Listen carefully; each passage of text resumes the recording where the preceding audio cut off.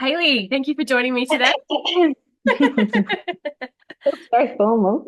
Now, well, it's not formal, it's anything but formal. It's And not, I no. want to keep it that way. I want it to be intentionally not formal, informal. That's the word I'm after, not unformal. I'm making up words already. Um, so I got you on today because in my mind, you're the Mm. queen of homesteading. You have so many things going on at once. And I am not good at that. I would love to be, but I am no Haley. And I Yeah, wanted but that's because to you're Tianda. You have your own skills That's and true. gifts. That is true. That is true. But I know that there's a lot of people looking at homesteading right now and wanting to do all of the things and Mm, potentially becoming a little bit overwhelmed with it. So the mm, reason I wanted to have the call with you today is because I received an email from a magazine looking for a family that was the full homesteading picture. They were making soap from coffee grounds and just all of the things living off grid. And I said, look, we tick some of those boxes, but we definitely don't tick all of them. And here's why. Because I nearly burnt myself out completely trying to do that. And we've had this conversation before, a similar conversation, and I think it needs to be had. I think there's a lot of glorifying homesteading at the moment online, and a lot of people thinking, oh, I'd love to do that and trying, and then potentially having the same experience I had mm. and really burnt out. But from my point of view, you seem to have it all going on, and I want to know from your point of view, what is your take on the rise of the homesteading movement, and how do you think that's affecting people that are maybe trying to do all of the things and Mm. not as easy as it seems? Well, first of all, I'd say I am not doing it all. I still buy stuff from the shops. I still like absolutely not. And I think the expectation that homesteaders do it all or that self-sufficiency is attainable, like 100%, is just so unrealistic. It's just not, you can't do it all. And you shouldn't have to do it all. I think that there is this revival. I mean, there are a lot of revivals going on at the moment. And I know on social media, there's this revival that we're seeing that's kind of, it's alongside like this like Christian revival Mm. and the return to those traditional roles. All of that is happening, which, we go in cycles as a society. So, Yeah. that's fine. Um, what I think is really good is that people are starting to ask those big questions of where is everything that I'm using coming from, not just the food. Where are my clothes coming from? Where's my furniture coming from? What am I using? What perishables am I using? How am I contributing to globalism? And what can I do to kind of bring it back home to return to leaning on my local community? And that's what I love, and that's what I'm passionate about.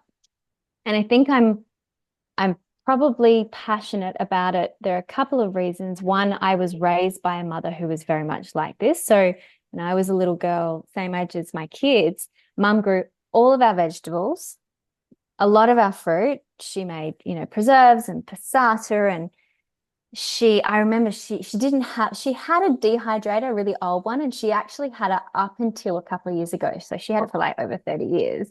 But Wow. she used to get clotheslines, like the stack, those kind of fold out clotheslines, and then put old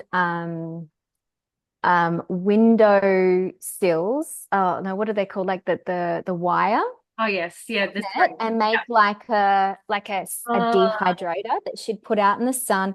She was really rustic and like didn't have a lot of money. Just you got to make do. So I was raised in that capacity. There was even a point where I remember if the sheets wore through on the bed, she didn't use fitted sheets. She'd use just the same sheets. If it wore through in the middle, she'd cut it and sew the two outside edges together to get more use. So that was my childhood, was how can we use and reuse, and she made all of our clothes. I mean, Senna now wears clothes that were mine. She's got I undies that recall. are made for I me. Like, it was just my conditioning mm, and the convenience factor of the globalism that we see now. It's just, I think it makes us complacent and lazy.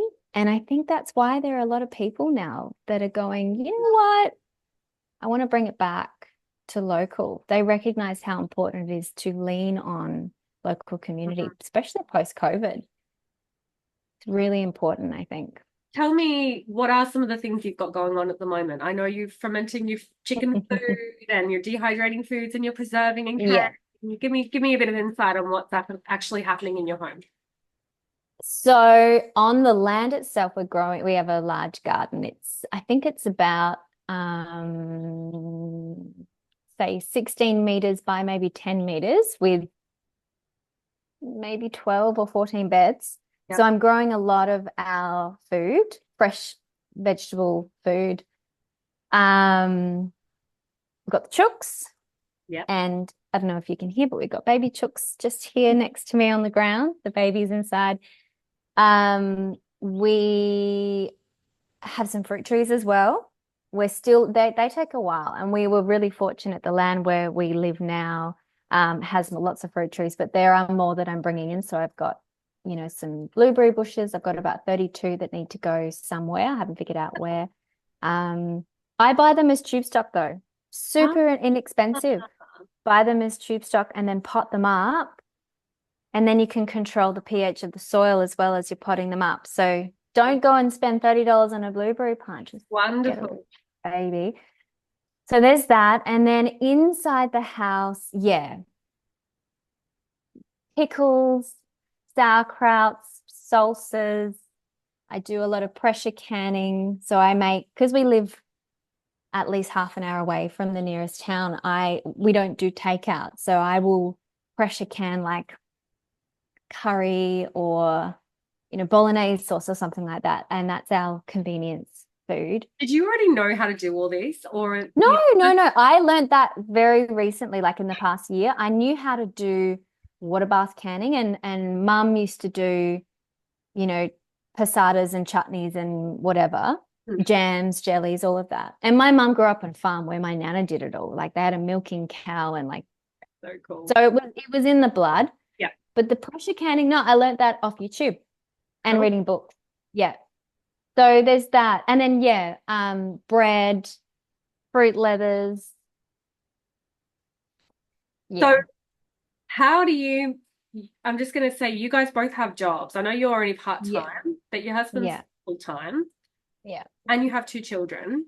Yeah. How do you juggle all of that? Is it a matter of just starting with the skills that you have and then building on that? Where is the line for you? Like how much more can you pack into what? Yeah. It's definitely, you can't do it all. When we live in these secular, you can't. If you're living in a community and you've got multi-generational, sure, do it all, many hands. But I am the first person to say I do not. I don't even do a smidge of what my grandmother would have done.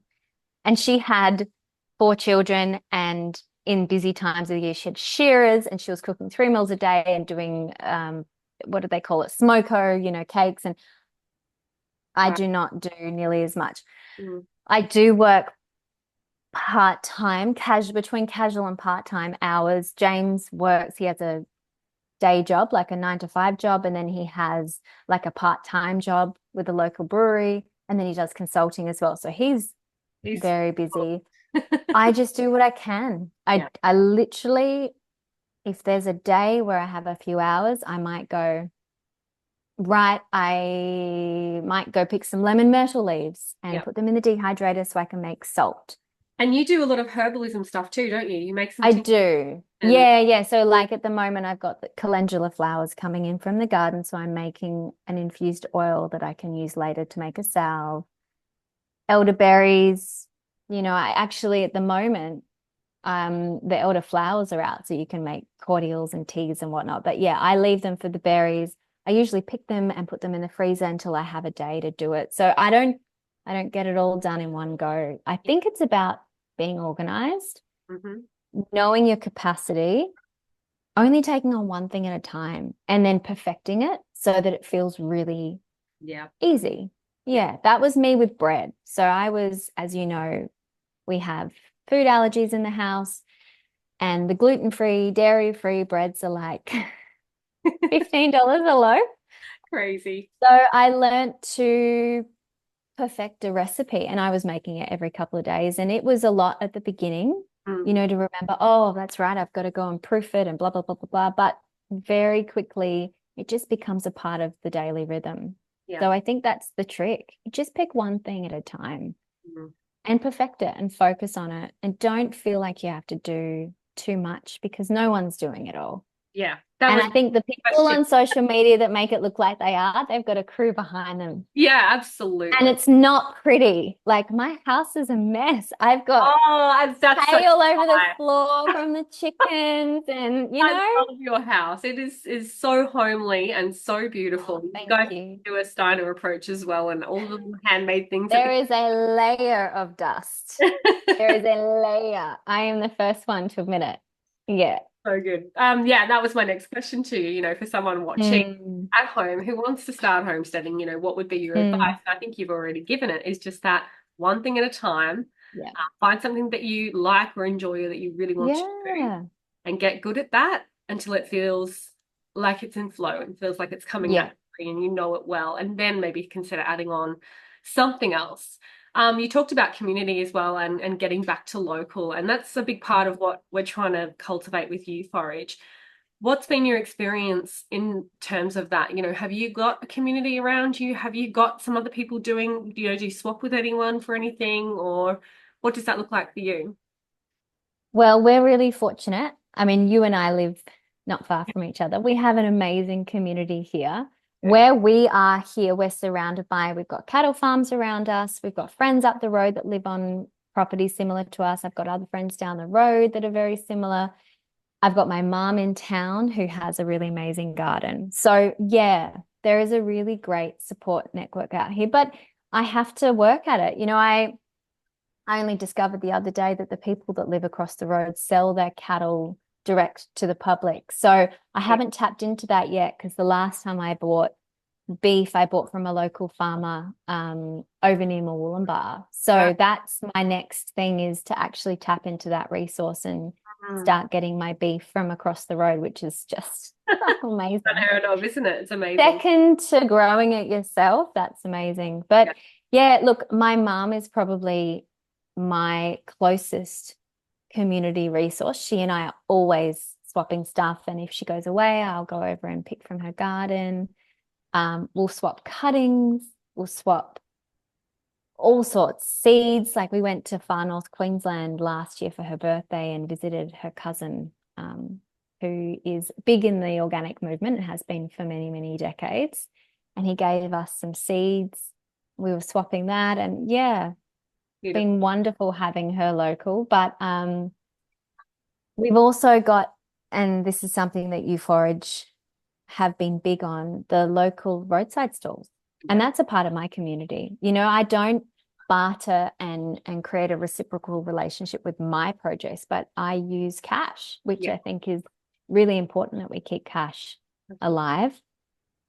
So I go to, there's one down the road, and then there's Banana Shack on the other side of Murwillumbah, which Go to I just Banana Shack. love. Oh my goodness. How, Reserve Creek Road, how Banana much of Shack. your grocery, like your consumption as a family, how much is that coming Mm. from your garden? And then how much are you supplementing from roadside stalls? Like where do you go to Coles for anything? Like what does it look like in terms of your family usage and your family consumption?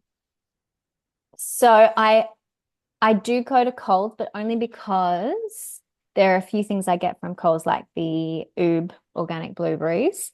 Hmm. Um, I will sometimes get organic dates from Coles, but to be honest, more often than not, I go to the organic shop that's underneath Coles, Yeah. which is locally grown. But they have produce that's not local. They ship it in because seasonality is a thing, and you Yeah. can't grow broccolini in summer in this climate. So I do buy things, 100%. I buy things that are not locally grown. Yeah.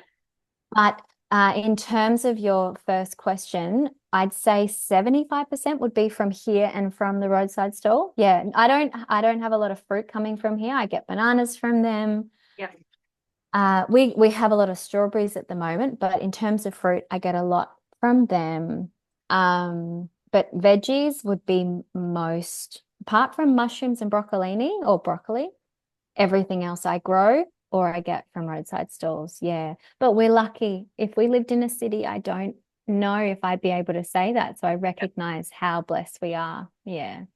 Yeah, absolutely. Absolutely. Mm. And I mean, like, that's one of the things we really hope to tap into, just knowing, especially Valentino's family, they lived in kind of a city and their backyard absolutely full of veggies and fruit trees, and it's possible in the urban picture, like Mm. landscape. Yep. And I think there's more people out there doing it than we realize. And I just think that they sort of exist in their own little communities, and it's about tapping into those and connecting them and making them realize, oh, there's actually people down the road from you that have an amazing garden and they're constantly overflowing with tomatoes and they just don't know what to do Yeah. with them. So it's for us, that's what we're really looking to do. And I'm really glad you could sit and have this conversation with me today, because I have been down that, I want to do it all myself rabbit hole, and it was not pleasant. I still do a lot of things myself, as you know. Mm. But yeah, I took on too much at once. It became unsustainable the way I was trying to live and replace everything. Mm. And so now I get my soap from, my partner's sister who makes soap, and she makes it from tallow and from scratch. And that's if I can outsource a few things and support other Yeah. businesses that I know are doing the right thing, then I'm happy to do it that way. Yeah. I think we And just I think that's the secret is find what you love, yeah, do what you love, and then share that with the community. And then those that are around you that are doing something, let them share what they love.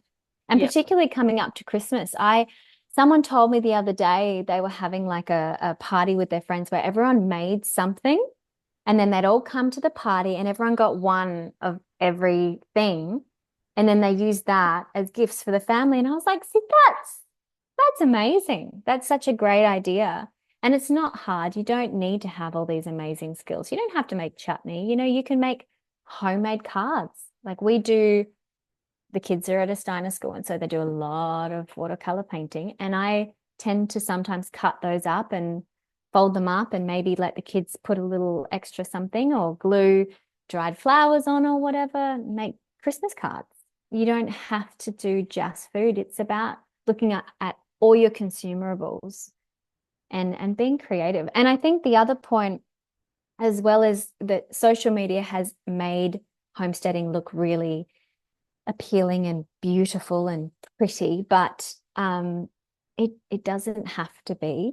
It can be messy and I think that unruly. it's innately messy, right? Like, Like chicken coops are disgusting. There's no way you can make a chicken coop seem beautiful mm, over a period of time. They get, especially when it rains, it's going to be gross. yeah. It's going to be, and yeah, it's not going to be the pretty picture, but it's going to be rewarding. It's going to bring your family together. The moments that we have, the weekends we have when we get together and do things, my husband and my two children, those are core memories for the Yeah. kids. They're going to remember them like I remember my childhood because we were in the suburbs. We were on, I think mum said it was like a quarter of an acre, and she converted it. It was like, Val's family. Mm, It was a paradise. We had the veggie garden, and she had figs and plums and apricots, and we were in South Australia, so different climate. beautiful. And it was a paradise. My childhood was amazing. We didn't have a lot of money, but I don't remember it that way. I just remember having this adventurous backyard where there was a, walnut tree that was my cubby house, and there was always something coming out of the garden. Yeah. So that's what it's about, bringing it back to those human values, the values that align us all, that bring us all together. And there's so much division in the world. We've got to stop focusing on what divides us, and we've got to bring it back to what aligns us and keeps us as one big human family. Yeah. And I think that big part of that is growing food, cultivating food, having our hands in the soil, being grateful for the earth, and recognizing we have a place in nature. Mm. Yeah, And because connecting that's what with each other homesteading and is. sharing it, right? I think that's Yeah, such a coming together over food is such a special. absolutely. Absolutely. It's a big thing for us in our home. Like we don't have a TV or anything like that. But if we did, there'd be no TV on at dinner time. Like coming together and sitting down and having a meal. It's, Yeah. scientific side of it, the oxytocin that flows and all of that aside, it's really sacred. Yeah, Yeah, food brings us together. it does. Yeah. Thank you, Hayley. Thank you so much for catching Oh, it's my me. pleasure. I can't wait until a little bit further down the track. We're going to get some of your beautiful offerings on our website. You've done up a little first aid kit for a Yeah. herbalism first aid kit. How would you describe it? Yeah, well, that's what it is. I mean, particularly for mothers, I think it's really empowering for women, for mothers and fathers, caregivers, those that are with their children, to know when there's something goes on, like, oh my gosh, what can I do? Like Yeah, I what remember about once you? I sliced, yeah, what can I use? And I remember, yeah, I sliced my finger once really badly, and I was in the garden and my son was there. He was probably 8 at the time. And I said to him, can you go get some yarrow? And he's like, which one's that? And I said, the white flower. He's like, oh, yeah, yeah. And he runs over and gets some yarrow for me and crushed it up and shoved it on my thumb. And it stopped the bleeding within a few minutes. And Wow. he was like, wow, that's empowerment. That's And so plants were great. always our healers. And even now, a lot of the medicines that are used, the constituents or whatever they call it, comes from plants, Yeah, comes from nature. Yeah. yeah, Our bodies are made up of the same things that nature is made from. It makes sense that plants would work for us. So absolutely. yeah, it's just simple ways, simple remedies. And I think the other part of it is when you're working in a garden, you're outside all the time, you are inevitably being influenced, but like your biology is being influenced by that biome, that microbiome.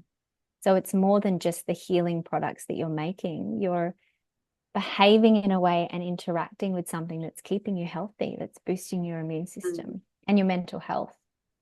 I love that. Yeah. Thank you, Hayley. It's been a pleasure chatting with you. Thanks, my love. Enjoy the rest of your weekend, and Thank I'm you. certain that we'll get you on again soon.